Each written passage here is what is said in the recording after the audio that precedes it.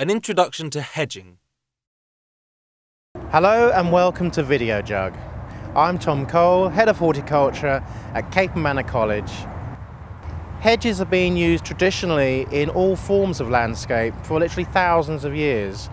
A hedge basically is just a single barrier of plants which can either be evergreen or deciduous, which acts as a boundary to separate you from your neighbour, or it could be to actually hide your neighbour or other things outside of the garden. They can be used to actually pen in and contain garden areas and even livestock.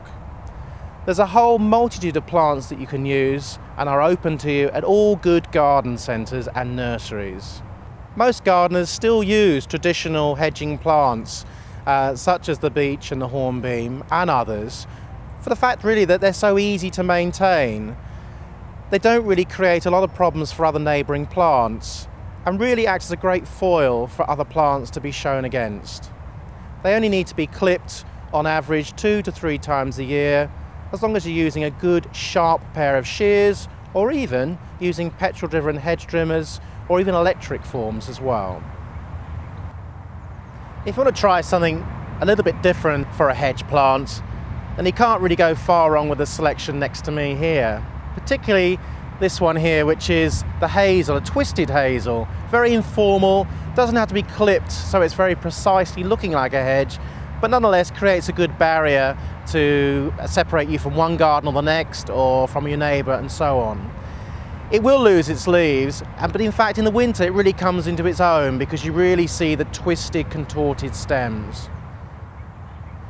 If though you wanted something a little bit more evergreen, then alternative holly plants to the norm are the best. Go for variegated forms. You can get some really good colours these days, some great greens and creams, through to white variegations coming through. And if you're lucky, some of those might even fruit. They will prefer to be clipped on a more regular basis to produce a more definite shape. One which is more pyramidal in shape, so slightly vertical on the sides, but sort of mitered on the top, really to sort of shed off any excess water and snow, should you have it. But these are quite large plants. It'd be worth actually considering smaller versions, plants which probably only get to around about 1 foot, maybe 2 foot in height. For those of you who don't really want to have a huge 6 foot plus hedge and really want something just to contain a border or even just to step over, then these sort of mini hedges are perfect.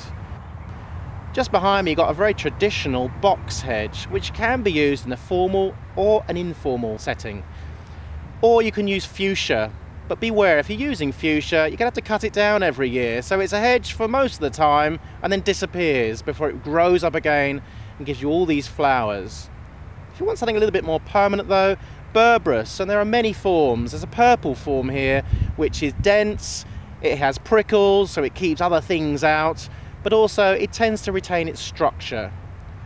Whatever you used, take care of planting. Make sure you get the perfect plant for your location, check the soil type, check the aspect, and then go along to your garden centre and really have a look around. There are good garden centres out there who are really keen and willing to help you get the right and perfect plant for your situation.